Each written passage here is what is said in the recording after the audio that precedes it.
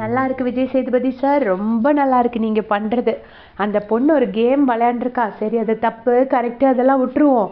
ஆனாலும் அந்த பொண்ணுக்கு இவ்வளோ ஒரு ரோஸ்டா சார்? நைட்டு கிராசரிஸை திருடி சாப்பிட்ற கும்பல் கிட்ட சிரிச்சுக்கிட்டே கேட்குறீங்க.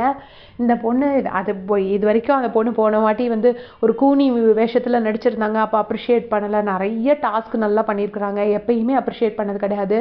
எனக்கு தெரிஞ்சு பவித்ரா ஜனனி இந்த என்டையர் 3 மாதம், இந்த 2 மாதத்தில் ஒரு தப்பாக இருக்கலாம்ங்கிற ஒரு விஷயம் பண்ணியிருக்காங்கன்னா அது இதை தான் பண்ணியிருக்கிறாங்க. அப்போ எதுக்கு இவ்வளோ ரோஸ்ட்னு எனக்கு சத்தியமாக புரியலை.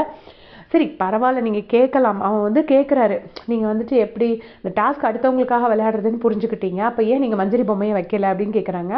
அப்போது வந்துட்டு இல்லை சார் நான் வேணும்ன்ட்டுலாம் வைக்காமல் இல்லை அப்படின்னு சொல்கிறாங்க. உடனே மஞ்சரி கிட்ட கேட்குறாங்க. மஞ்சரி உடனே சொல்கிறாங்க, இல்லை சார் வேணும்ட்டே தான் என் பொம்மையை வைக்காத மாதிரி தான் சார் எனக்கு இருந்துச்சு அப்படின்னு சொல்லிட்டு மஞ்சரி சொல்கிறாங்க. அப்போ வந்துட்டு பவித்ரா கிட்ட நீங்கள் இந்த மாதிரி இப்படி பண்ணாதீங்க, வேணும்ன்ட்டு வைக்கலைன்னா அப்புறம் எதுக்காக வைக்கல அப்படின்னு கேட்குறாரு. அதுக்கு வந்துட்டு பவித்ரா ஜனனி, எனக்கு அந்த மாதிரிலாம் அடுத்தவங்களை அவுட் பண்ணணும், அவுட் ஆனாலும் பரவாயில்லங்கிற நினைப்போடு தான் சார் விளையாண்டேன் அப்படின்னு சொல்கிறாங்க. அது விஜய் சேதுபதி சார் அக்செப்ட் பண்ணல. எல்லாமே ஓகே, ஆக்சுவலி கேட்குற கொஸ்டின் கரெக்டு தான். ஏன்னா வந்துட்டு அவங்க வந்துட்டு மஞ்சரி பொம்மையை வைக்காம தான் அந்த இடத்துல நின்றுட்டு இருந்தாங்க. ஏன்னா அங்கே ஆல்ரெடி ஸ்பேஸ் கிடையாது. இப்போ மஞ்சரி வந்தாங்கன்னா ஏதோ ஒரு பொம்மையை தான் வைக்க முடியும். அண்ட் ஆல்சோ ரொம்ப நேரம் வந்து சிவா வந்து ஆடம்ஸ் ஆப்பிளில் குத்து அப்படின்னு சொல்கிறது வரைக்கும் ரொம்ப நேரம் வெயிட் பண்ணிட்டு தான் இருந்தாங்க. மஞ்சரி தான் கடைசி கிவ் அப் பண்ணி அந்த பொம்மையை கொண்டு போய் வச்சாங்க. ஸோ இப்போ என்னன்னா, கிவ் அப் பண்ணாலும் திட்டுறீங்க, கேமை ஏன் கிவ் அப் பண்ணீங்கன்னு, கிவ் அப் பண்ணலைனாலும் ஏன் அடுத்தவங்கிட்ட போட்டி போட்டு பொம்மையை வச்சேன்னு திட்டுறீங்க. இப்போ ஒரு கேமை எப்படி தான் ஆடணும்?